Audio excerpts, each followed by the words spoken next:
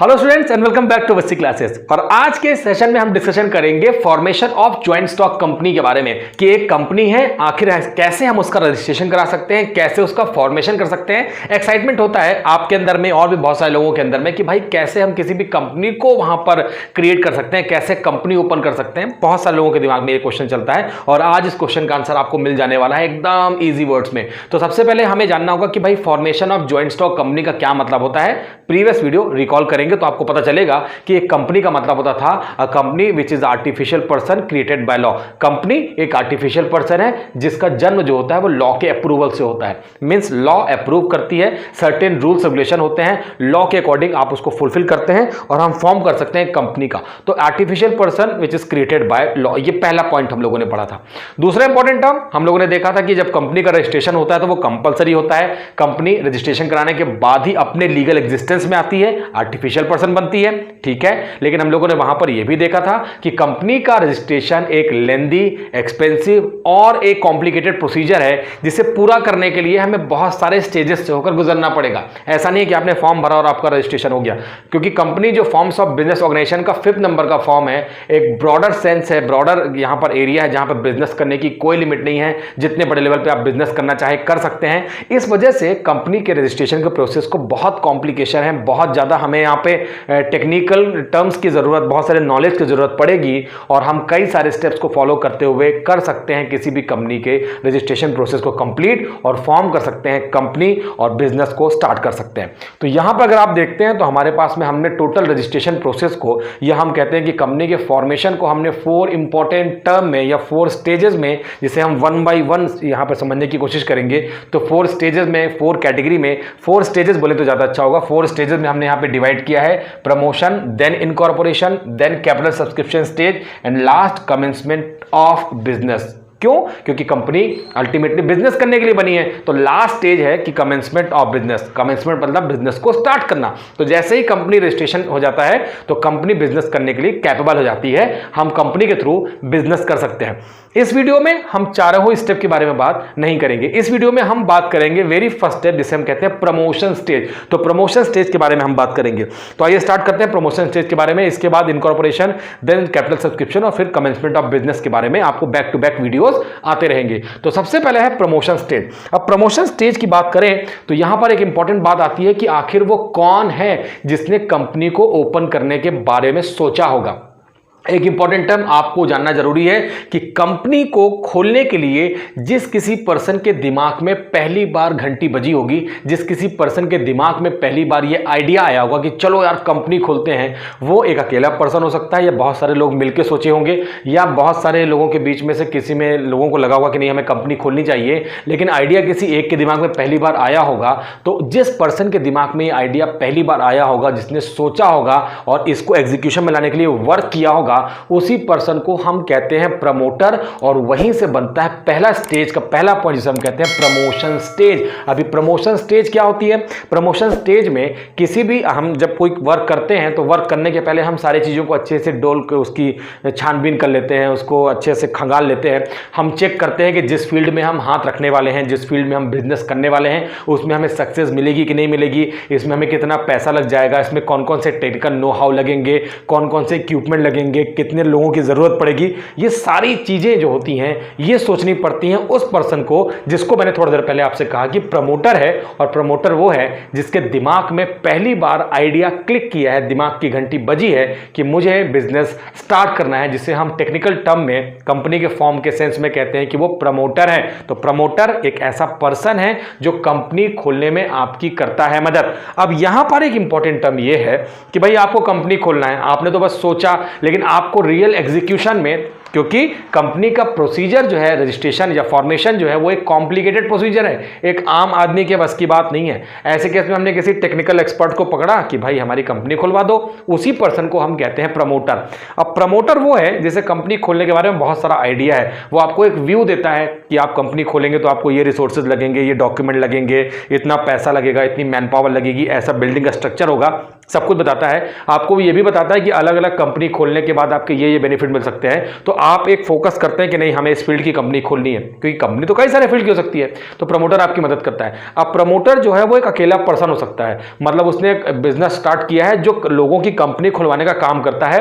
ठीक वैसे ही जैसे कि कोई वकील है, एडवोकेट है, वो लोगों के केस सॉल्व करने के लिए उनसे केस लेता है, और क्योंकि उसके पास में नॉलेज है और वो आसानी से केस को लड़कर उनको वहां पर जजमेंट दिलाता है। ठीक ऐसे ही तो एक अकेला पर्सन जिसे हम प्रमोटर कह सकते हैं। अगर कई सारे लोगों ने मिलकर कंपनी खोलने के लिए एक फर्म बना ली, जिसे हम पार्टनरशिप फर्म कहते हैं, तो पार्टनरशिप फर्म भी बन सकती है, जिसका पार्टनरशिप फर्म का मेन बिजनेस ही है कि वो दूसरों की कंपनी खुलवाने का काम करते हैं। आपकी कंपनी हम खुलवाएंगे, उसके बाद आप हमें पैसा देंगे, हमारी जो फीस होगी और हमारा बिजनेस चलता रहेगा, आपकी कंपनी खुल जाएगी।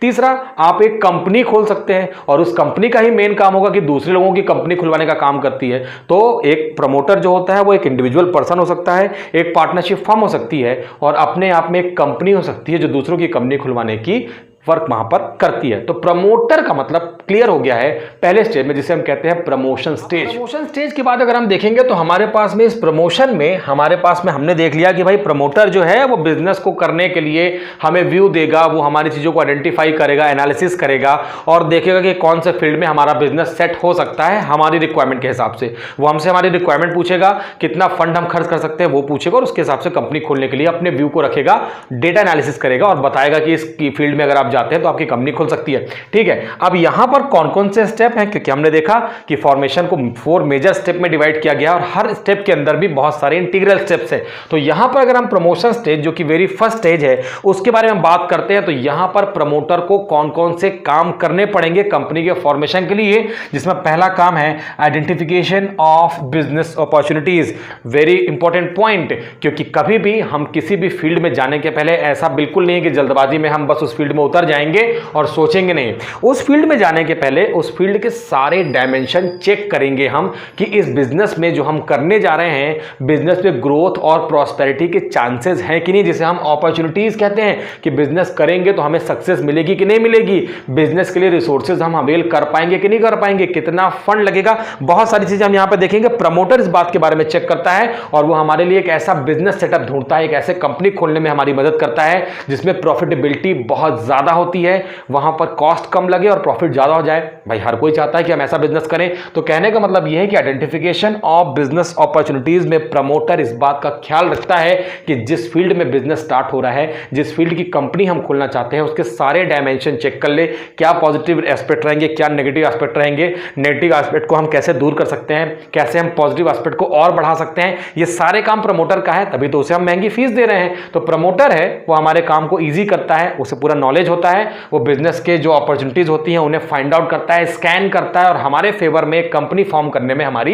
हेल्प। के अलावा प्रमोटर देखता है कि भाई आपका बिजनेस ऑलरेडी चल रहा होता है। मान लेते हैं कि हम एक पार्टनरशिप बिजनेस कर रहे हैं और पार्टनरशिप बिजनेस करने के बाद हमें लगता है कि हमें अब कंपनी ओपन कर लेनी चाहिए, तो प्रमोटर आपके एग्जिस्टिंग बिजनेस को कंपनी में कन्वर्ट करने का काम भी करता है। साथ में अगर आप कोई बिजनेस नहीं कर रहे थे और डायरेक्ट आप कंपनी ओपन करना चाहते हैं, तो यह भी काम प्रमोटर करता है कि एग्जिस्टिंग बिजनेस को कन्वर्ट करने का कंपनी के केस में, या आपने बिजनेस कंपनी से स्टार्ट करना चाहते हैं तो आपके लिए कंपनी खोलने का काम करता है। कितनी कैपिटल लगेगी, उसमें कितना प्रॉफिटेबिलिटी होगी, कितना रिस्क होगा, ये सब कुछ प्रमोटर आपको बताएगा और बिजनेस का विजन क्लियर करेगा, बिजनेस की अपॉर्चुनिटीज क्या क्या मिल सकती हैं ये बताता है हमें प्रमोटर। अब अगर हम पॉइंट नंबर 2 चलते हैं तो लिखा है फिजिबिलिटी स्टडीज। फिजिबिलिटी स्टडीज का मतलब होता है कि वो उस पर्टिकुलर फील्ड के जो भी डायमेंशन होंगे, जिसमें हम अलग अलग व्यूज से देखेंगे कि फिजिबिलिटी में हम एक डॉक्यूमेंट तैयार करते हैं, पेपर वर्क करते हैं और कंपनी को ड्रामेटिकली वहां पर समझने की कोशिश करते हैं कि अगर कंपनी रन करेगी तो हमें कौन कौन से टेक्निकल, फाइनेंशियल, फिजिकल प्रॉब्लम आने वाली हैं।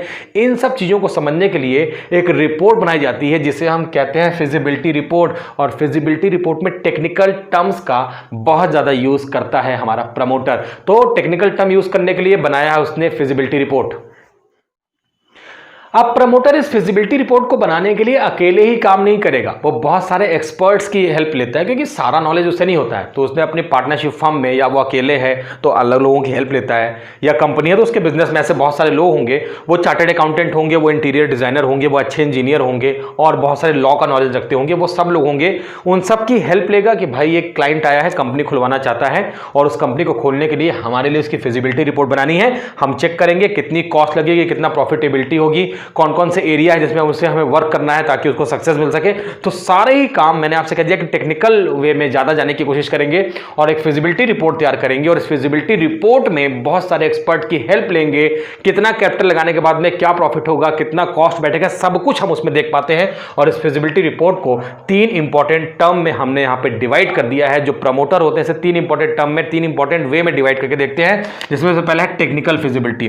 टेक्निकल फिजिबिलिटी हम चेक करेंगे कि जिस फील्ड में हम बिजनेस करना चाहते हैं उस फील्ड में टेक्निकल प्रॉब्लम क्या क्या आने वाली है। कई बार प्रोजेक्ट बहुत अच्छा होता है लेकिन टेक्निकली उस चीज को कर पाना पॉसिबल नहीं होता है, क्योंकि उस टेक्नोलॉजी को हैंडल कर पाना उस कंपनी के लिए पॉसिबल नहीं होता है। एक छोटा सा एग्जांपल देते हैं। मान लेते हैं कि हमने एक विलेज में, एक रूरल एरिया में सोचा है कि कंपनी लगाएंगे और हम सारा काम रोबोटिक सिस्टम से करेंगे। ठीक है, प्रोजेक्ट बहुत अच्छा है, सोच अच्छी है, पैसा भी आपके पास में, लेकिन अब दिक्कत ये हो रही है कि जिस एरिया में बिजनेस लग रहा है ना, उस एरिया में उस टेक्निकल रोबोटिक सिस्टम को चलाने के लिए हमें अच्छे से इंजीनियर नहीं मिल पा रहे हैं, क्योंकि आम आदमी जो है वो इस रोबोट को हैंडल नहीं कर पाएगा। तो प्रोजेक्ट अच्छा होने के बाद में, सोच अच्छी होने के बाद में, इन्वेस्टमेंट प्रोजेक्ट क्राइटेरिया अच्छा होने के बाद भी आप उस प्रोजेक्ट को नहीं कर पाते, क्योंकि वहां पर टेक्निकल इश्यूज बन जाते हैं कि भाई रोबोट को ऑपरेट कौन करेगा, रोबोट में प्रॉब्लम आ जाएगी तो उस रोबोट को ठीक कैसे कराएंगे, उसका रिपेयर मेंटेनेंस कैसे होगा, तो ये सुपरविजन कैसे होगा, ये सारी चीजें हैं। और टेक्निकल फिजिबिलिटी में इन चीज़ों को हम पहले से ही चेक कर लेते हैं कि कहीं ऐसा ना हो जाए कि हमने सिस्टम लॉन्च कर दिया, हमने कंपनी खोल ली, उसमें रोबोटिक सिस्टम सेट कर लिया, टेक्निकल वे की बात कर रहे हैं, कोई भी टेक्निकल इश्यूज आ जाता है तो बाद में हम फंस जाएं कि भाई हमने तो ये सोचा ही नहीं था। तो यही काम करता है प्रमोटर, जो फिजिबिलिटी स्टडीज करता है, उसमें फ्यूचर में आपके बिजनेस के चलने के दौरान होने वाले जो कॉन्सिक्वेंसेज हैं उसको वो पहले से अंदाजा लगा लेता है और इसकी स्टडी करता है, डीप स्टडी करता है, अकेले नहीं करता है, बहुत सारे एक्सपर्ट्स के साथ मिलकर करता है और एक ऐसा वहां पर जो एसेंस है वो निकालता है ताकि वहां पे फ्यूचर में जब आप कंपनी खुल जाए, उस बिजनेस को आप करने लगे तो आपको एरर जो है वो कम से कम हो, आप बिजनेस को without any delay, without any barrication के आप उस बिजनेस को कर सकें। फिजिबिलिटी रिपोर्ट में हम इस चीज को जान सकते हैं। पॉइंट नंबर 2 है फाइनेंशियल फिजिबिलिटी। फाइनेंशियल फिजिबिलिटी में हम चेक करेंगे कि बिजनेस को करने के लिए फंड की रिक्वायरमेंट कितनी होगी। क्या बिजनेस करते करते अचानक से ऐसा तो नहीं हो जाएगा कि फंड खत्म हो जाएगा, या ऐसा तो नहीं हो जाएगा कि हमें ज्यादा फंड लगाना पड़ेगा, या ऐसा तो नहीं हो जाएगा कि हमारे पास जो फंड है लास्ट में एक्सेसिव फंड बच जाएगा, जिसे हम आइडल फंड कहते हैं, जो किसी यूज का नहीं है। तो फिजिबिलिटी, फाइनेंशियल फिजिबिलिटी में हम इस बात की जानकारी रखते हैं कि एग्जैक्ट में कितना अमाउंट या कितना फंड बिजनेस में लगने वाला, ये हम चेक। कई बार क्या होता है कि प्रोजेक्ट बहुत अच्छा होता है लेकिन क्योंकि पैसे नहीं रहते हैं, फाइनेंशियल साउंडनेस नहीं हो पाती, जिसकी वजह से प्रोजेक्ट हमारा नहीं चल पाता है। और अगर कोई ऐसा बिजनेस कर रहे हैं कि उस बिजनेस में अल्टीमेटली हमें फाइनेंशियल लॉस हो जाए due to scarcity of fund, तो ये भी बिजनेस के लिए अच्छी बात नहीं है। इन सारे फिजिबिलिटी को, इन सारे एस्पेक्ट को, सारे डायमेंशन को चेक करता है प्रमोटर और उसके बाद वहां पर एक फाइनेंस लमसम पता चल जाता है कि भाई इतना पैसा होगा तभी हम इस फॉर्म की, स्केल की, इस लेवल की कंपनी को ओपन कर सकते हैं। तो बहुत डीप ऑब्जर्वेशन है फिजिबिलिटी रिपोर्ट में। पॉइंट नंबर 2 है फाइनेंशियल फिजिबिलिटी चेक कर ली हमने। और 3rd नंबर पर है कि इकोनॉमिक फिजिबिलिटी। इकोनॉमिक फिजिबिलिटी में हम चेक करते हैं कि जिस फील्ड में हम बिजनेस करने का सोच रहे हैं, जहां पर हम कंपनी का सेटअप करना चाहते हैं, बिजनेस को एस्टेब्लिश करना चाहते हैं, वहां से हमारा प्रॉफिटेबिलिटी क्या होगा, हम कितना इकोनॉमिकली, मतलब कि कितने कम खर्च को करके ज्यादा से ज्यादा प्रॉफिट कमा पाएंगे, ये करेंगे। एक बात पक्की है, इस जो हमारे पास में इकोनॉमिक फिजिबिलिटी है, इसमें हम ये चेक करते हैं कि भाई ऐसा कोई भी प्रोजेक्ट जिसमें हमारी बचत, जिसमें प्रॉफिट कम हो रहा हो, इकोनॉमिकली वो हमारे लिए सूट ना कर रहा हो, ऐसे प्रोजेक्ट में हम पैसा लगाने से या उस फील्ड में कंपनी खोलने से हम हेजिटेट होते हैं, बचते हैं, और हम ऐसे ही फील्ड में जाएंगे जो इकोनॉमिकली हमारे लिए बेनिफिशियल होगा। तो 3 रिपोर्ट हैं, सबसे पहले technical, then physical, then economical feasibility check करते हैं। और ये सारा काम मैंने आपसे कह दिया प्रमोटर अकेले नहीं करता है, एक्सपर्ट्स को हायर करता है, उसके बाद ये सारा काम होता है। तो पॉइंट नंबर 2 आपको अब आ गया है आसानी समझ में। पॉइंट नंबर 3 है नेम अप्रूवल। आपको रखना है अब कंपनी का नाम। अब ये बहुत सेंसिटिव इशू है, हम आसानी से कह देते हैं कि वो टाटा है, वो बिरला है, हमारे मुंह में एकदम ऐसा रखा हुआ है, ऐसा मतलब हमने रटा हुआ है कि इसके लिए आपको ऐसा ही नाम सेलेक्ट करना है जो लोगों को, जो कस्टमर के दिमाग में, उनके जहन में उतर जाए कि अच्छा ये कंपनी है। उस नाम का कोई आइडेंटिकल वहां पर मीनिंग भी होना चाहिए, ये भी आपको ध्यान रखना है। नाम ऐसा होना चाहिए जो भाई किसी दूसरी कंपनी का नाम ना हो, क्योंकि जब हम रजिस्ट्रार के पास में जाएंगे, फॉर्म भरेंगे और अपने सजेशन के नाम वहां पर जमा करेंगे, तो आपको एक नहीं बल्कि बहुत सारे नाम वहां पर देने होंगे कि आप कंपनी का क्या रखना चाहते हैं। क्योंकि अगर एक नाम सूट नहीं करेगा, रजिस्ट्रार को लगेगा, वो कंप्यूटर में चेक करेगा कि अरे ये नाम तो ऑलरेडी किसी कंपनी का है, तो आपने जो दूसरा बेटर सजेशन दिया होगा उसके अकॉर्डिंग फिर तीसरा, ऐसे करके अगर जो भी नाम वहां पे लगेगा कि हाँ ऐसा नाम किसी भी कंपनी का नहीं है, तो वो आपके कंपनी का नाम वहां पर रख देगा। करेगा। तो नेम जो है बहुत आइडेंटिकल होना चाहिए, उसका कुछ मीनिंग होना चाहिए, लोगों को उसका मतलब समझ आना चाहिए। इस बात का ध्यान रख के हम वहां पर नेम अप्रूवल, अब लगता है रजिस्ट्रार को कि हाँ भाई ये नाम किसी से मैच नहीं कर रहा है, वो नाम आपकी कंपनी का रखा जाएगा और आपकी कंपनी अब उसी नाम से जानी जाएगी। अब पॉइंट नंबर 4 लिखा हुआ है fixing up the signatories of MOA. अब एमओए क्या होता है इसके बारे में मैं आपको बिल्कुल भी डिस्कशन अभी नहीं करने वाला हूं, क्योंकि सेपरेट वीडियो इसका आपके लिए आएगा। शॉर्टकट में लिखा है एमओए मतलब होता है मेमोरेंडम ऑफ एसोसिएशन। कंपनी के इंपॉर्टेंट डॉक्यूमेंट में से एक इंपॉर्टेंट डॉक्यूमेंट जिसे हम मेमोरेंडम ऑफ एसोसिएशन कहते हैं। मैंने आपसे कह दिया, मैंने शॉर्टकट में एमओए लिखा है, इसके बारे में हम फर्दर काफी डिटेल में डिस्कशन करेंगे। फिलहाल लिखा है fixing up signatories of MOA, उस इंपॉर्टेंट डॉक्यूमेंट में जिसे हमने नाम दिया है एमओए मेमोरेंडम ऑफ एसोसिएशन, उसमें सिग्नेचर कौन करेगा, कौन है वो पर्सन जो उसमें सिग्नेचर करेगा। इंपॉर्टेंट टर्म आपको याद हो, मैंने आपसे कहा था कंपनी आर्टिफिशियल पर्सन है। आर्टिफिशियल पर्सन जिसका कोई फिजिकल एग्जिस्टेंस नहीं है। तो कंपनी के जो इलेक्टिव पर्सन होते हैं, जो कंपनी के रिप्रेजेंटेटिव होते हैं, जो वोटिंग राइट यूज करके कंपनी में सेलेक्ट होते हैं, आते हैं, और उस सिलेक्शन के बाद में जो रिप्रेजेंटेटिव होंगे वो कंपनी के सील की जगह, कंपनी के सिग्नेचर की जगह कंपनी के सील को लगाएंगे और पेपर को करेंगे डॉक्यूमेंट। तो हमें चेक करना है कि कंपनी का जो इंपॉर्टेंट डॉक्यूमेंट है जिसे हम एमओए कहते हैं, ऐसे और भी बहुत सारे इंपॉर्टेंट डॉक्यूमेंट होते हैं, उन डॉक्यूमेंट में किसको पावर होगी, जो कंपनी के सिग्नेचर को, कंपनी के सील को यूज करेगा। तो यहां पर हमें डिसाइड करना होगा कि फिक्सिंग अप सिग्नेटरीज जो है कंपनी के सिग्नेचर को करेगा। अब नॉर्मली होता यह है कि कंपनी के जो डायरेक्टर होते हैं, जो वेरी फर्स्ट डायरेक्टर होते हैं, वो कंपनी में, कंपनी के डॉक्यूमेंट में कंपनी के सील को यूज करते हैं, क्योंकि कंपनी तो अभी फॉर्म हो रही है, इसमें तो पुराने कोई एम्प्लॉय या कोई डायरेक्टर है नहीं। तो डायरेक्टर नया फॉर्म होता है। किसी भी कंपनी में डायरेक्टर बनने के लिए डायरेक्टर को बहुत सारी क्वालिफिकेशन चाहिए होती हैं। जैसे अगर हम एक बेसिक एग्जांपल लेते हैं कि भाई टीचर बनने के लिए आपने मास्टर्स किया होगा, फिर आपने बीएड किया होगा, फिर आपने पीएचडी किया होगा। ऐसे ही कंपनी में बनने के लिए डायरेक्टर बहुत सारी क्वालिफिकेशन होती हैं। इन सब क्वालिफिकेशन को एक तरफ रख दें और कंपनी में क्वालिफाइड डायरेक्टर बनने के लिए, डायरेक्टर बनने की जो क्वालिफिकेशन है वो ये भी है कि आपको उस कंपनी का, जिस कंपनी के आप डायरेक्टर बनना चाहते हैं, उस कंपनी के आपको शेयर को परचेस करना होगा, कम से कम एक शेयर। मतलब पहले आपको कंपनी का बनना होगा शेयर होल्डर, और शेयर होल्डर बनने के बाद ही आप कंपनी के डायरेक्टर बन सकते हैं। इसीलिए हम कहते हैं कि जो शेयर वो डायरेक्टर, जो कंपनी का डायरेक्टर बनना चाहता है, उस पर्सन ने जो शेयर लिए हैं, ऐसे शेयर को हम कहते हैं क्वालिफिकेशन शेयर। तो एक डायरेक्टर कंपनी के क्वालिफिकेशन शेयर को लेने के बाद में क्वालिफाइड हो जाता है, ये इसकी क्वालिफिकेशन है, और उसके बाद कंपनी का डायरेक्टर बन जाता है। और डायरेक्टर बनने के बाद में अपने नीचे और वो सबऑर्डिनेट को अपॉइंट कर लेता है, और उसके पास में होती है पावर कि कंपनी के इंपॉर्टेंट डॉक्यूमेंट में कंपनी की सील को कंपनी के सिग्नेचर के वे में यूज कर सके। अब हमें करना यह है कि हमें अपॉइंटमेंट ऑफ प्रोफेशनल्स करना है। भैया प्रोफेशनल्स का मतलब हो गया कि अब कंपनी खुल गई, कंपनी के शेयर को हम मार्केट में बेचेंगे।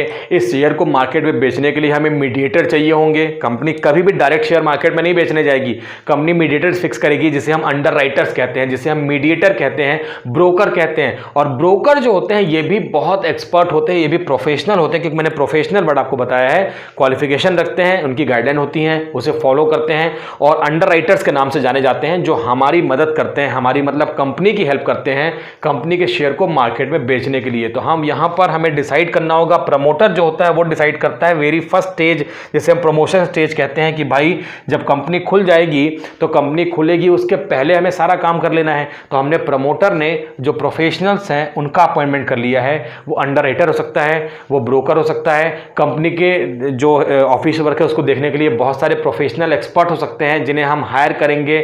उनको कमीशन या सैलरी बेसिस पे जिस रेट पे आपको रखना है उस रेट पे आप वहां पे उनका अपॉइंटमेंट करेंगे, और बिजनेस को शार्प वे में कराने में वो प्रोफेशनल्स हमारी करेंगे हेल्प। और लास्ट अगर हम बात करते हैं तो हमारे पास में लिखा है प्रिपरेशन ऑफ नेसेसरी डॉक्यूमेंट। बहुत सारे इंपॉर्टेंट डॉक्यूमेंट, मैंने अभी आपसे कहा कि MOA means memorandum of association, इसके अलावा भी बहुत सारे हमें डॉक्यूमेंट्स जरूरी होते हैं जो as per Indian companies act 2013 हमें बनाने पड़ते हैं। उन सारे डॉक्यूमेंट की फॉर्मेशन, ड्राफ्टिंग कैसे होगे, क्या क्या क्लॉज लिखे जाएंगे, क्या क्या रूल्स होंगे, ये सारा काम होता है प्रमोटर को ही करना पड़ता है। और प्रमोटर वेरी फर्स्ट स्टेप है, हमने प्रमोशन स्टेज देख लिया कि वेरी फर्स्ट स्टेप का जो लास्ट पॉइंट है वो यही है कि जो भी नेसेसरी डॉक्यूमेंट हैं जो कंपनी के ओपन करने के लिए ज़रूरी हैं, उनके बिना कंपनी का फॉर्मेशन या रजिस्ट्रेशन नहीं हो सकता है। तो ऐसे सारे डॉक्यूमेंट को हम कलेक्ट करेंगे।